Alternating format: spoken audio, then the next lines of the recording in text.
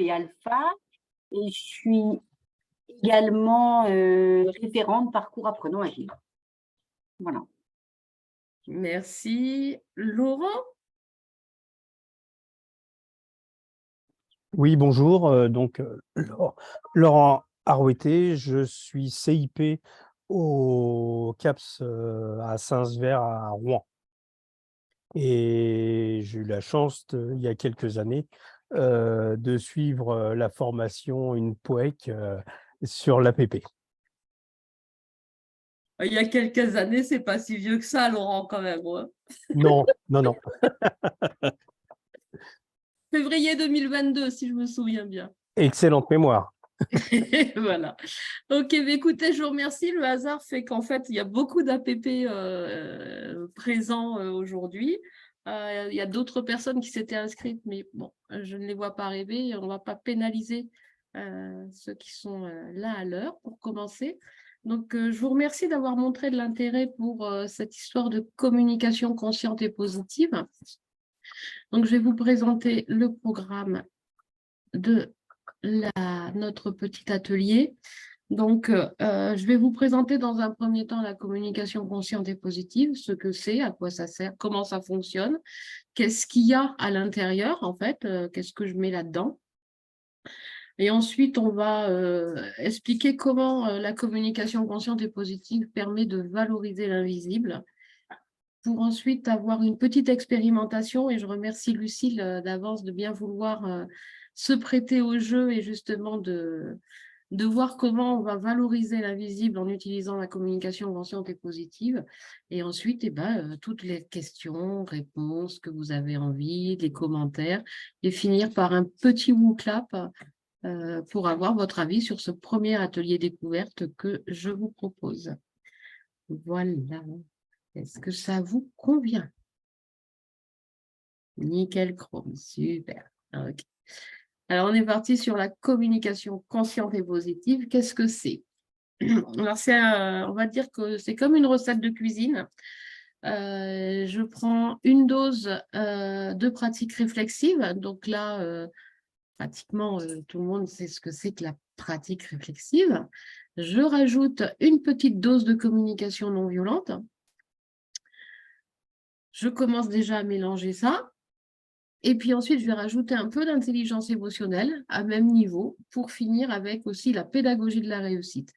Alors, je vais m'arrêter quelque temps sur la pédagogie de la réussite parce que je pense que c'est un élément qui est important pour changer de paradigme.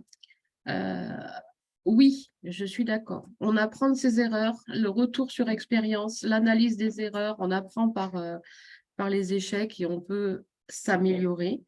Mais on peut également aussi s'améliorer, voire même se développer en utilisant nos réussites et nos succès.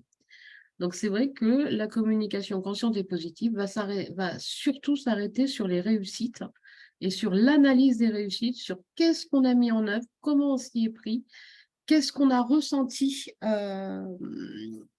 quand on a réussi, qu'est-ce que ça nous a donné et comment on peut transférer tout ce qu'on a pu utiliser pour réussir et venir l'ajouter à nos futures expériences. Ça, pour moi, c'est un point fort et un point important. Je préfère voir le verre à moitié plein que le verre à moitié vide. Voilà. Et je pense qu'on en a bien besoin dans le monde qui nous entoure si on regarde un peu tout ce qui se passe. OK. Alors, comment je vais utiliser la communication consciente et positive? Je vais l'utiliser avec le processus IOSBD. Alors, j'ai fait exprès de rajouter le I. Le I représente, dans la communication non violente, le I représente l'intention. Quelle est l'intention que l'on a derrière nous? Et au niveau des formateurs, notamment, c'est se poser la question, comment je me positionne moi en tant que formateur face à mes apprenants? Est-ce que l'apprenant a des choses à apporter ou est-ce qu'il a une tête vide et auquel cas, il faut lui remplir sa tête. Si on se positionne comme ça, on va avoir du mal avec le processus IOSBD, puisque l'intention, c'est que chacun a du positif et des choses à apporter.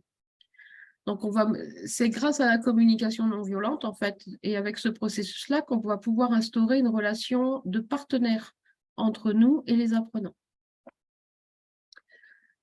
Et on va utiliser, bien entendu, l'écoute active et l'écoute empathique. Est-ce que tout le monde connaît le processus OSBD ou pas de la CLV? Ça ne parle pas. Le processus OSBD, c'est observation, c'est-à-dire de façon objective une situation, en retirant toutes les interprétations, jugements, étiquettes qu'on peut y mettre dessus sur la situation. De là, identifier et prendre conscience du sentiment qui est généré par cette situation. Et le principe de la communication non violente, c'est que les sentiments sont l'expression de nos besoins nourris ou non nourris. Donc, si le sentiment est négatif, avoir rechercher le besoin au niveau qui n'est pas nourri au niveau du sentiment négatif. Et si le sentiment est nourri, rechercher le besoin qui a été nourri et qui génère ce sentiment de satisfaction. Donc là, on arrive à mieux se connaître également. Et ça, c'est par le biais de l'écoute active et l'écoute empathique que le formateur va devoir mettre en œuvre et pratiquer. C'est bon, Laurent? Ça va pour tout le monde? OK. L'intelligence émotionnelle va rejoindre un peu la communication non violente, puisque l'intelligence émotionnelle, on est sur cette définition que c'est percevoir, comprendre, gérer ses émotions et celles des autres. Dans gérer celles des autres, c'est pas attends, t'es triste, je vais te consoler. C'est pas ça la gestion de l'émotion de l'autre, c'est l'amener justement par lui-même à gérer ses propres émotions. Donc on va utiliser l'intelligence émotionnelle comme ceci. Et ensuite, on va avoir les expériences réussies pour mieux prendre conscience de ce que l'on mobilise, lorsqu'on est dans une situation de réussite. Et la pratique réflexive, c'est s'observer pour agir en conscience. Au fil des temps, moi, je me suis aperçue que autant je pratiquais la pratique réflexive, notamment avec Apprenant Agile et les apprenants que j'ai pu mener à la certification, mais je me suis aperçue que les transformations qui avaient lieu chez les apprenants avaient lieu aussi chez moi. Les prises de conscience, les évolutions, et ça, en fait, je me suis aperçue encore dernièrement que c'est devenu maintenant pratiquement un automatisme. Quand j'agis, quand je parle, une fois que j'ai fini, ou peut-être même 5 secondes avant que l'action ne se fasse, je me mets déjà en mode réflexif pour essayer d'adapter au mieux ma parole, mes actions à la situation présente. Et ça, c'est assez riche en formation. En tant que formatrice, je le vis quotidiennement avec des apprenants qui sont parfois pas très impliqués. On essaye de réadapter, de changer. Alors, c'est vrai que maintenant que je suis indépendante, parfois, ça peut me poser un souci dans le sens où je vends un déroulé et puis, en fait, une fois que je suis sur place, je fais carrément autre chose puisque ça passe pas, quoi. Voilà. Est-ce que ça va jusque-là? Il y a des questions? Super. Alors, qu'est-ce qu'on va gagner quels sont les effets positifs de la communication consciente et positive? Qu'est-ce qu'on y gagne? On va y gagner une augmentation de notre estime de soi et de notre confiance en soi, puisqu'on va prendre conscience de ce que l'on mobilise et de ce qu'on fait. On va également découvrir son pouvoir d'agir. On va augmenter notre prise de décision et en plus, celle-ci, elle va être faite en conscience, c'est-à-dire je sais ce que je vais faire et je vais l'assumer.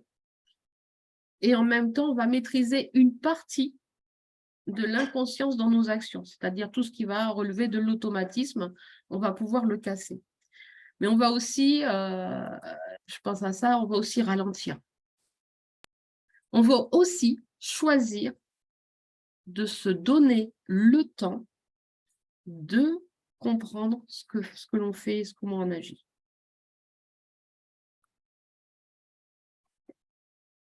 Est-ce que jusque-là, il y a des questions avant qu'on passe à la valorisation de l'invisible?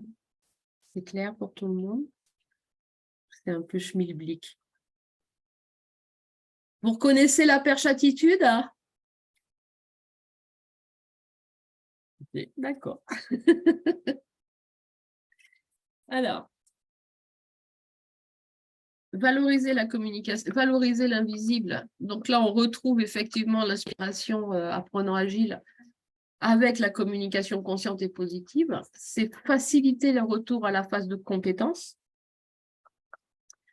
consciente. Est-ce que ça vous parle? On a presque que du monde APP. Est-ce que vous voyez? Donc, les 4 phases de l'apprentissage, on passe de l'incompétence inconsciente, je ne sais pas que je sais. Ensuite, on a un intérêt, un objectif. On va prendre conscience qu'on ne sait pas, donc l'incompétence consciente. On va fournir les efforts, on va travailler, on va essayer, on va se planter, on va réessayer, on va réajuster, voilà.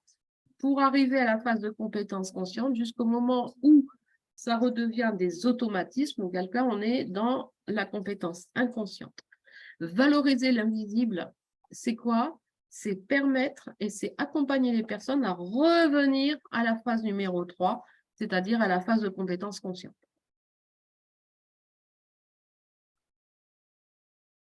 Ça va permettre aussi de se reconnecter et d'accompagner une reconnexion à soi-même, donc de mieux se connaître et de mieux s'accepter aussi, d'où l'augmentation ensuite de l'estime de soi. Et ça va permettre la formalisation des forces et des talents. Donc là, on est vraiment dans le dispositif apprenant agile, c'est formaliser. Ouais, ça, je sais que je suis faire et arriver à un moment, va être capable de dire, je sais ce que je vais entreprendre et j'ai les capacités et les compétences pour l'entreprendre et pour le faire. Ce qui a un impact assez important sur les apprenants lorsqu'on le met en œuvre.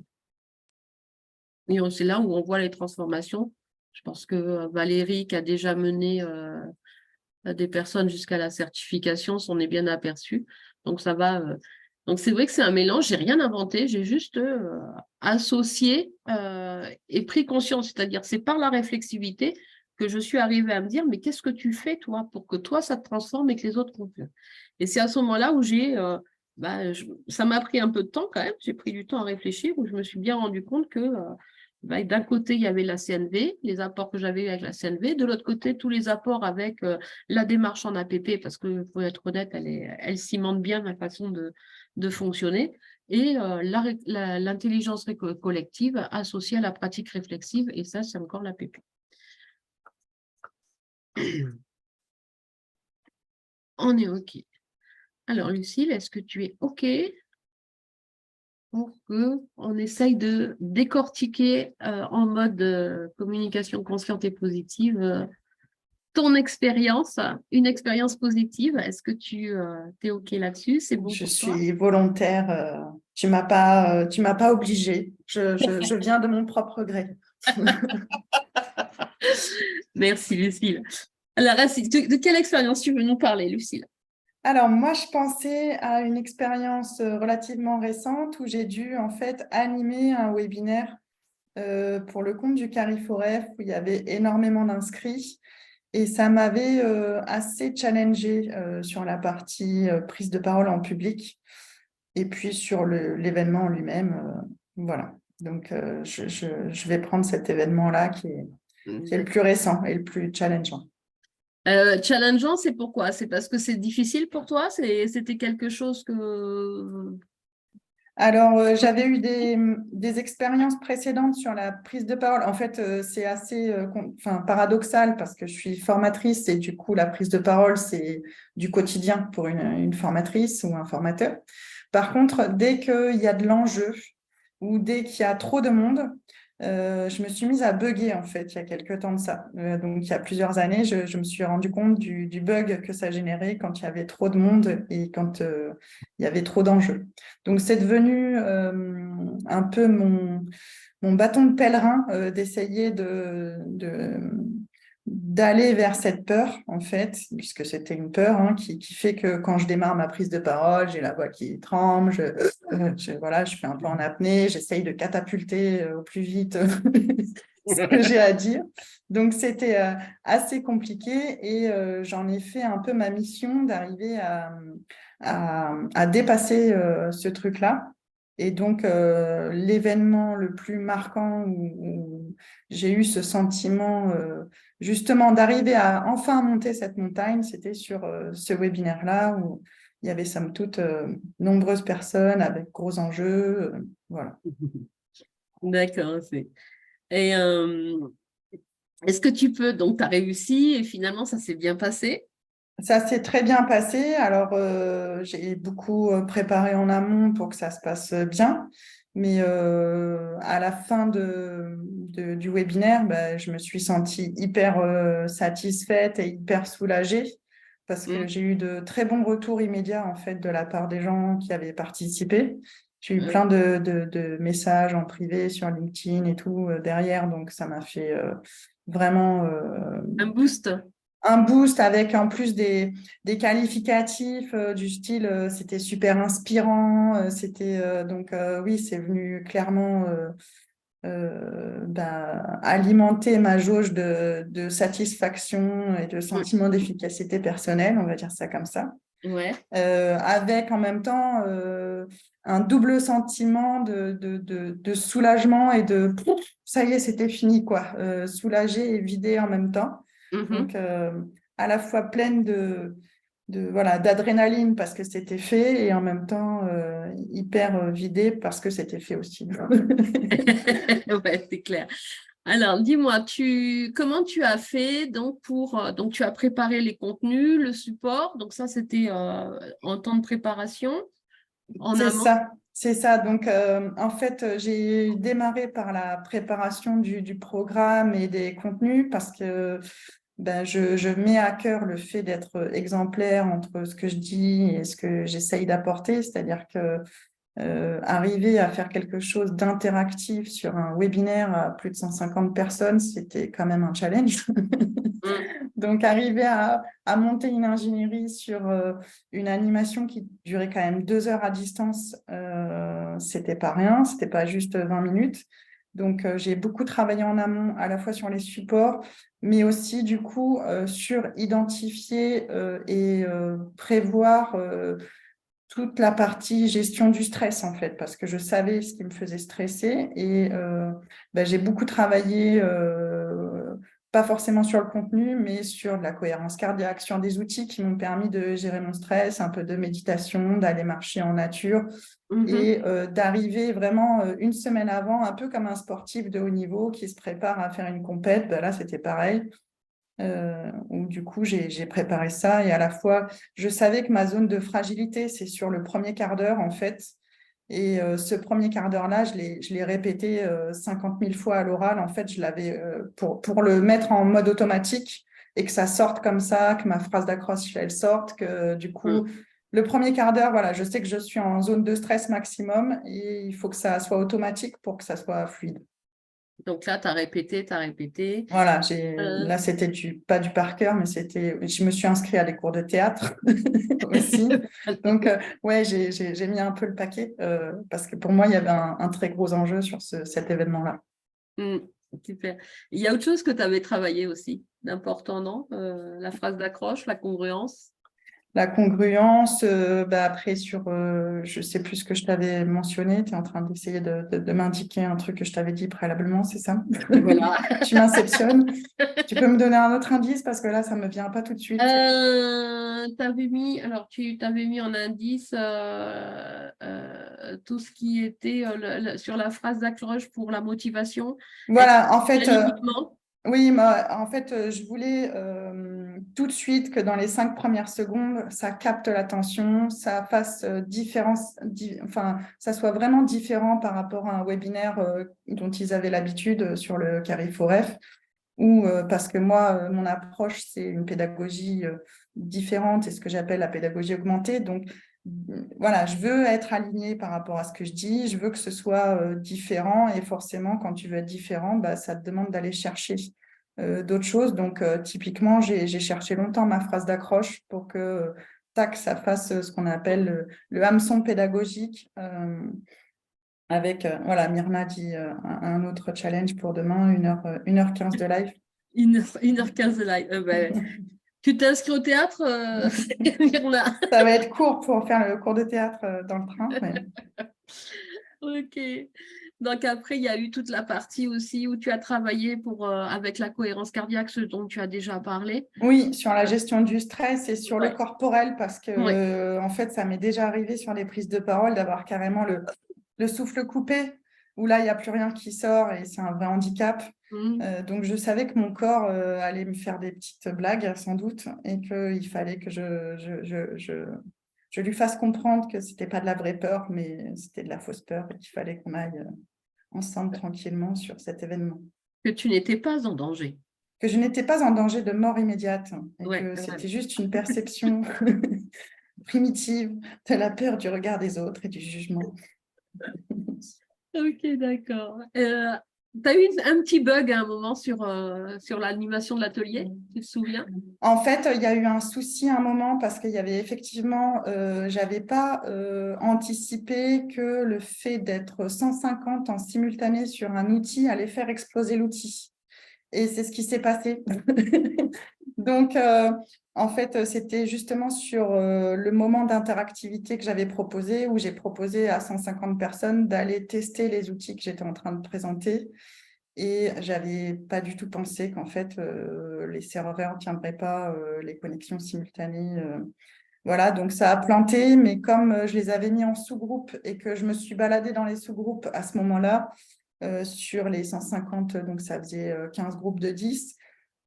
Du coup, finalement, ça s'est bien passé quand même. Et puis, malgré tout, alors les retours ont été rigolos parce que les gens ont dit, on trouvait l'audace intéressante quand même de se dire, elle a quand même essayé de nous faire de la pédagogie active alors qu'on était en troupeau de 150, quoi.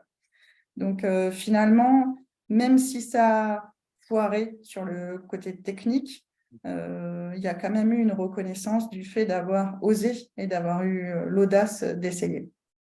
Et comment comment tu as agi vis-à-vis des participants, justement, au moment de J'ai été assez authentique et honnête en disant que ce que je viens de dire, c'est-à-dire, franchement, je n'avais pas du tout pensé à ça alors que j'aurais dû y penser. Donc, voilà, je me suis excusée du désagrément.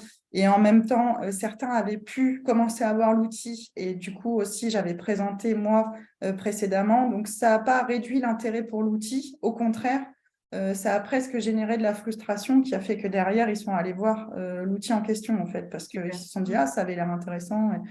Donc voilà, c'était pas, même s'il y a eu ce couac technique, finalement, ça n'a pas remis en cause la totalité des 2 heures de la présentation et de l'intérêt des outils présentés. Voilà. Donc, on a vu tout à l'heure, tu nous as expliqué aussi tout le côté positif que tu avais reçu de la part des participants. Ouais. Qu'est-ce que tu as eu envie de faire après? Après, j'ai eu tout de suite envie de partager ma victoire avec tout le monde parce que j'avais l'impression d'être une reine et d'avoir posé ma couronne sur ma tête, quoi. Donc, je pense que tu as été une des premières que j'ai dû appeler pour faire « ça y est, j'ai fait !» Donc, j'étais assez fière. J'ai eu envie de partager à tout le monde. Et puis, dans ce genre de cas, moi, je célèbre mes victoires à coups de tiramisu, caramel beurre salé. Voilà, c'est une bonne manière de célébrer sa victoire. Donc, voilà, le soir, je me suis fait, je me suis fait cette petite célébration gustative. Ok, et même si on t'a accompagné, on t'a aidé, enfin des personnes t'ont accompagné, t'ont aidé, tout ça, est-ce que tu as quand même le sentiment que cette réussite, c'est la tienne et c'est toi qui as fait les choses pour réussir?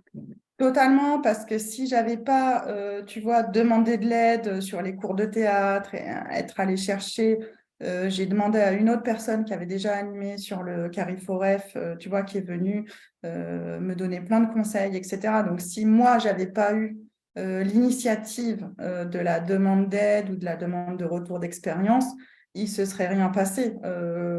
C'est pareil sur le fait d'avoir préparé, d'avoir anticipé, d'avoir Donc oui, la victoire me revient.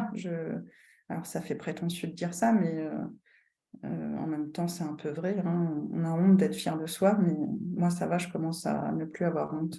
Je pense que c'est important, effectivement. Enfin, après, on est un peu sur le même mood, hein, Lucille et moi, mais c'est vrai qu'il n'y a pas de... Enfin, c'est des paradigmes que j'aimerais casser, c'est qu'il n'y a pas de honte à réussir quelque chose. C'est pour ça aussi que je veux casser le paradigme avec la pédagogie de la réussite, parce que la réussite n'est pas normale, en fait. En fait, c'est souvent considéré comme de l'orgueil ou de la prétention de dire je suis fière de moi ou je suis content d'avoir réalisé ça. Et des fois, ça peut même attiser la jalousie, en fait. Donc, c'est vrai que on a plutôt l'habitude d'une fausse humilité, des fois, même pour pas, pas trop briller, quoi. Il faut pas trop briller. Ok. Est-ce que tu as conscience des forces? Alors, dans le cadre de la communication consciente et positive, je parle de force, c'est-à-dire que nous avons, en fait, on a des forces en nous et où on va pouvoir y rajouter les compétences polyvalentes ou les soft skills. Ouais, sur les forces, moi je dirais que il y a toute cette partie de préparation en amont, c'est-à-dire de la réflexion, de l'organisation temporelle et logistique, hein, tout simplement. Le fait d'être en capacité, voilà, de bien anticiper sur ce que ça va être pour de vrai. Donc voilà, cette partie planification. Là, finalement, le fait de me connaître aussi dans situation de stress me faisait connaître et reconnaître mes points faibles et mes failles. Donc, identifier tout ça. Je dirais qu'après, il y a eu la recherche de solutions parce que je savais que j'avais des failles et que du coup, par exemple, le théâtre a été le fait de chercher des solutions et de faire des demandes d'aide, en fait, tout simplement. Voilà, je dirais qu'il y a une partie réflexivité sur les expériences précédentes qui m'ont amené aussi à mettre en place toute cette espèce de stratégie là, pour arriver à mener ce projet-là à bien. Voilà, après, j'imagine qu'il y a d'autres choses comme l'envie de bien faire, la motivation, mon envie de congruence absolue sur le fait d'être aligné. Voilà, puis après, il y a sans doute d'autres choses, je ne sais plus. En gros, oui, tu as résumé. En fait, on a les 4 forces pour chez Lab, que je vous les montre. J'ai identifié 4 forces, 4 grandes catégories de forces. Et à l'intérieur, il y en a une multitude. Donc, on va retrouver le système des compétences polyvalentes de la PAP, mais également les soft skills. Donc, dans les forces réflexives, ça va être toutes les forces qui vont nous amener à réfléchir sur soi, sur la connaissance de soi. Donc, l'analyse des échecs aussi. Faut pas se tromper, c'est là parce que je parle de pédagogie de la réussite qu'il faut pas non plus s'appuyer sur nos erreurs et sur ce qu'on a amélioré.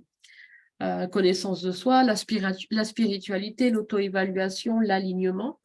Il y a toutes les forces relationnelles, la sociabilité, l'esprit d'équipe, être dans l'acceptation de la critique, dans l'accueil des critiques,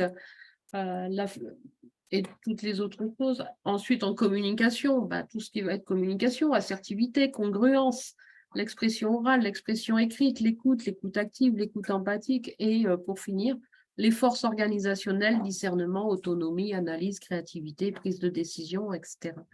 Et tout ça, ça va... Alors, à un moment, je m'étais dit, j'allais mettre une 5e force, que j'allais appeler les forces motrices. Mais en fait, toutes nos forces sont motrices. Et dans les forces motrices, j'aurais mis la motivation, comment dire, qu'est-ce que je me souviens plus, là, ça y est, j'ai un trou de mémoire. Les forces motrices, j'avais mis la motivation, l'assertivité aussi. Et attendez, je regarde mes notes, parce que là, j'ai un trou de mémoire. On arrive.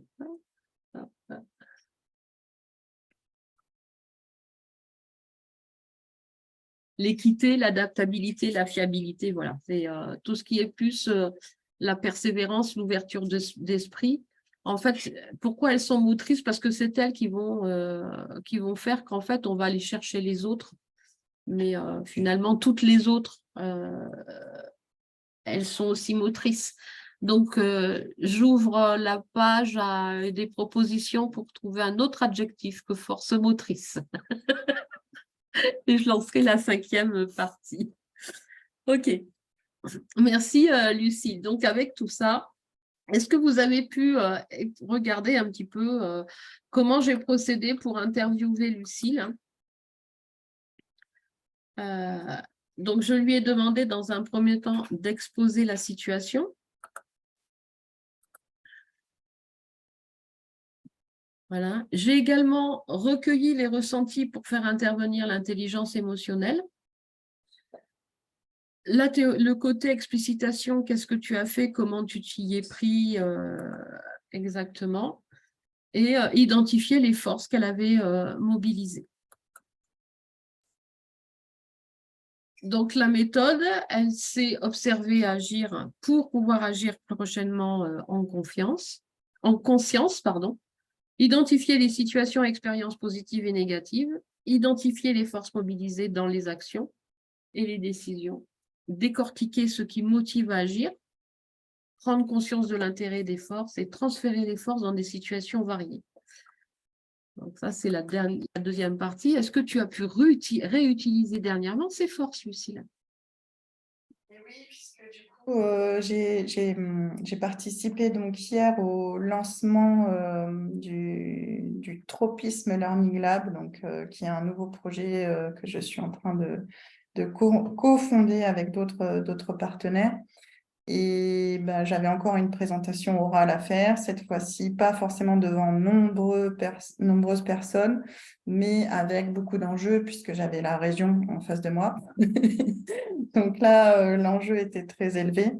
Pareil, donc du coup, j'ai refait la même stratégie de bien préparer en amont. Et puis là, pour le coup, c'était du présentiel, donc il y avait moins de soucis sur la problématique technique, etc. Donc oui, je me suis servi de ce que j'avais acquis précédemment pour continuer sur cette progression, sur la prise de parole. Alors clairement, ce n'était pas encore parfait selon moi, mais le message est quand même beaucoup Bien. plus clair. Oui, c'était bien. Ouais. Merci, Lucie. Voilà. Alors, est-ce que vous avez envie d'expérimenter à votre tour ce procédé? Donc, ce qu'on vous propose, parce que moi, je vous propose, c'est de sélectionner dans un premier temps une situation, alors pas forcément réussie. Donc, bon, les futurs apprenants agiles et les pros apprenants agiles, je pense à Valérie, Stéphanie et Myrna, connaissent déjà le process. La situation, on dit situation positive, c'est pas forcément quelque chose qui était super transcendant, qui a réussi. Ça peut être aussi une situation qui était difficile au démarrage, délicate au départ, que vous avez réussi à transformer en situation positive, le final. D'accord. Ça peut être la reconversion, ça peut être... Ensuite, une fois que vous prenez cette situation, vous allez identifier les ressentis. Donc là, on va être sur la partie émotionnelle. Quelles sont les émotions? Qu'est-ce que vous avez ressenti avant, pendant, après? Et aujourd'hui, quand vous y pensez. N'oublions pas que l'émotion est un messager passager à l'instant T. Donc, ce que vous avez ressenti hier, même si vous y pensez, vous ne ressentez pas la même chose aujourd'hui. Vous allez écrire votre scénario. Le scénario vécu en tant qu'observateur. Donc, imaginez-vous au cinéma avec quelqu'un qui est aveugle à côté et vous faites de l'audio-description précise, claire. Ah, là, ça devient un peu plus compliqué, sans subjectivité. Ah, je pense qu'il est en colère, là, non? Il a les sourcils froncés, il a la bouche fermée, il a les mâchoires serrées. OK. L'autre personne sera en capacité de dire si c'est de la colère ou si c'est de la souffrance. Vous voyez ce que je veux dire? Nadège, je te vois froncer les sourcils. Imagine-toi avec une personne qui est non-voyante et tu dois lui décrire une scène, mais tu ne dois pas lui donner tes interprétations à toi. Je ne donne pas les sentiments, je décris juste ce que je vois factuellement. Ce que tu vois factuellement. C'est-à-dire que si effectivement il est en colère et que ça se voit sur son visage, tu vas décrire les traits de son visage, mais tu ne vas pas dire qu'il est en colère.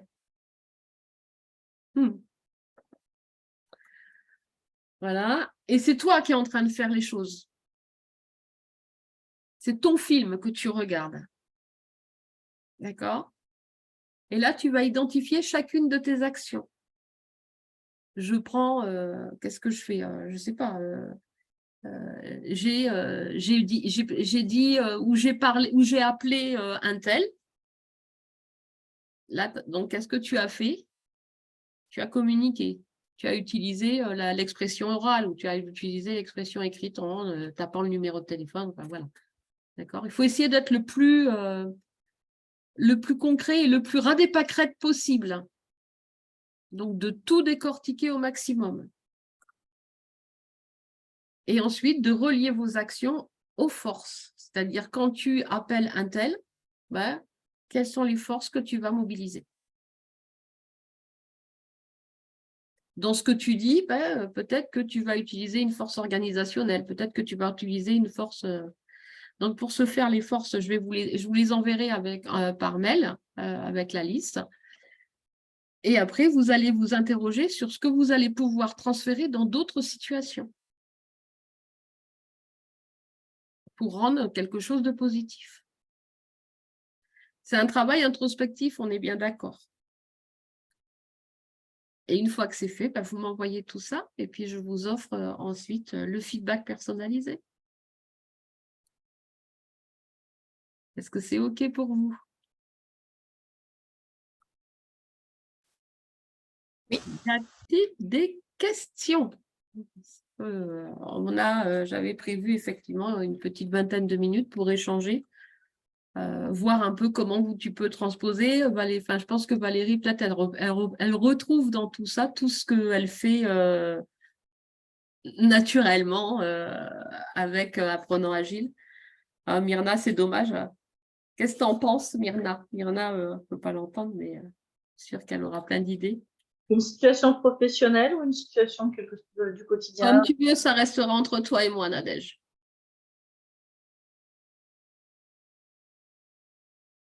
Ah ouais.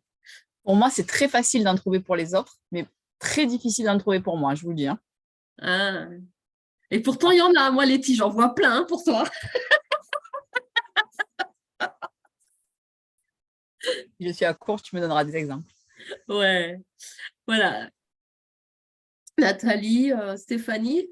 Stéphanie, pour Apprenant Agile, tu vas avoir une petite avancée, quoi, en fait.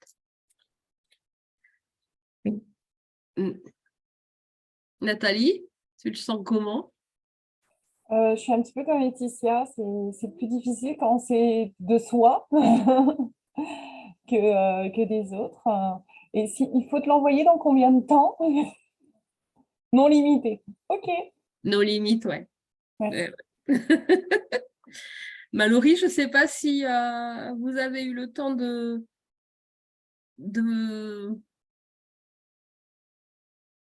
comprendre un peu où on en était, ce qu'on faisait. J'ai eu un peu de mal à comprendre. À rattacher les wagons. Oui, tout à fait. Tout à fait. D'accord. Alors, en fait, là, on était sur une expérimentation en direct, dans le sens où donc Lucille Mélier qui nous a parlé d'une expérience. Et par le biais de cette expérience, en nous exposant cette expérience, j'ai utilisé pour lui permettre de formaliser les forces qu'elle avait mobilisées, la communication consciente et positive, en la centrant sur les émotions, en centrant aussi sur la pratique réflexive. C'est cette partie-là. D'accord, donc ça veut dire qu'on est un peu comme sur de la métacognition et vraiment orienté sur les ressentis, quoi. Alors, voilà, orienté sur les ressentis, puisqu'on va partir sur de la pédagogie de la réussite, effectivement, et on est sur de la méta. Oui, tout à fait. Ok, d'accord. Donc voilà, donc ce qui était prévu, ce qui est prévu, c'est qu'à l'issue donc je vous donne cette possibilité. Par mail, je vous envoie la carte des forces. Et ben après, ben, je vous offre donc quelque part enfin, pas quelque part, pardon, je vous offre un feedback sur votre réflexivité sur ces actions en individuel, voilà, en retour. Donc, il n'y a aucune obligation, on est OK, c'est vraiment libre, c'est une proposition. Voilà, voilà. On peut faire sur le support que l'on souhaite? Un peu comme d'habitude, ça, Stéphanie, oui. Alors, pour expliquer à Mallory, parce que Mallory, en fait, elle fait partie des personnes qu'on ne connaissait pas au démarrage, qu'on ne connaît pas. Et par contre, là, sur le groupe, là, les personnes qui sont venues, qui se sont inscrites, et en plus des autres qui sont vraiment venues, ce sont des personnes que je connais déjà, et notamment des personnes soit avec qui j'ai travaillé, soit que je suis en train de former. Voilà.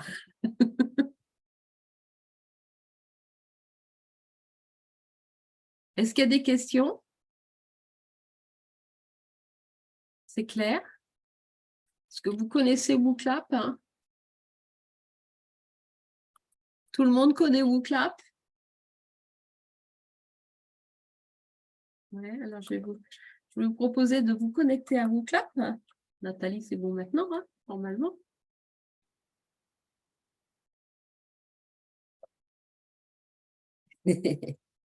J'espère que... Voilà. Et donc, pour WooClap, on va partir avec le mot de passe. C'est EWDEC.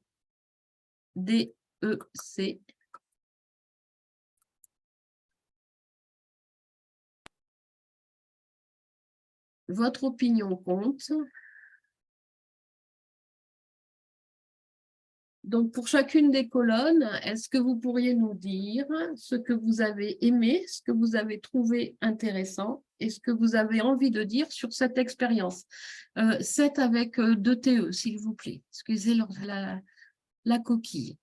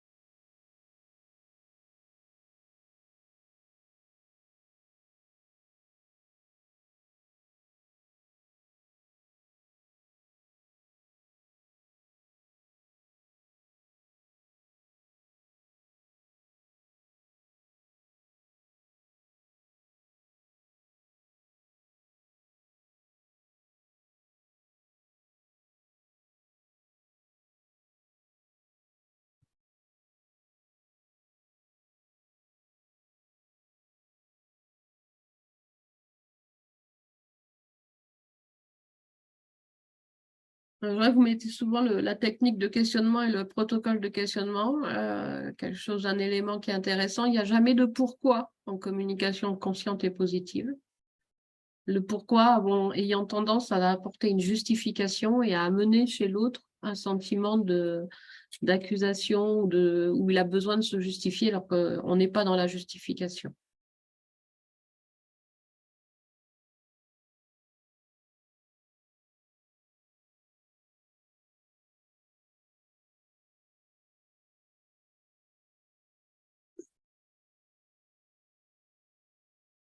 Donc, Mallory, je vous enverrai le lien de l'enregistrement.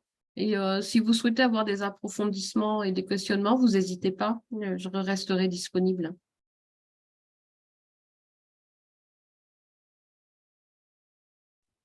Ok, super, merci beaucoup en tout cas. Avec plaisir.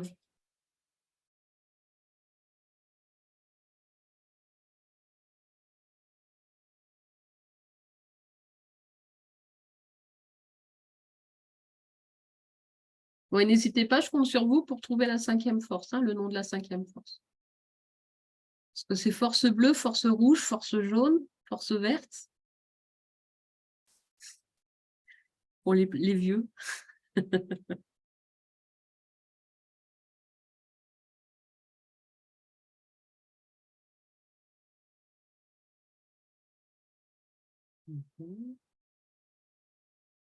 Ouais.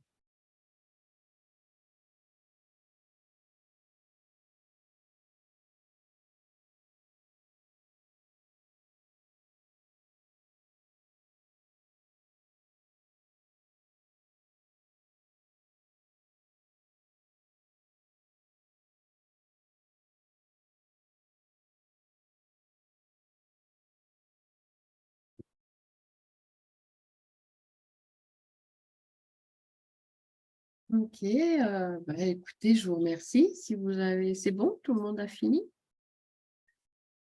Ben, merci à vous d'avoir participé. Pas de questions, pas de caisse de réponse. Tout y va bien. Trop courte. Bon, c'est gentil ça. Bon, après, on peut continuer l'expérience. Hein. Bon, il y a des modules de. N'hésitez pas à me contacter pour voir comment on peut continuer la formation.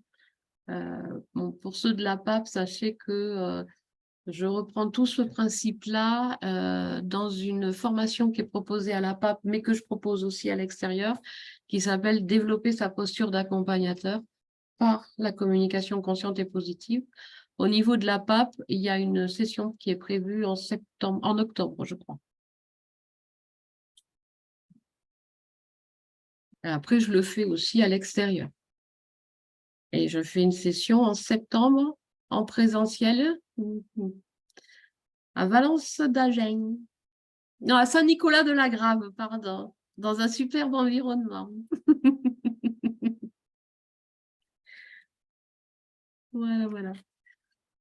3 jours à la campagne, au soleil, dans le 82. Ça peut être intéressant, hein, surtout septembre-octobre pour ceux qui sont de la région parisienne, de la Normandie.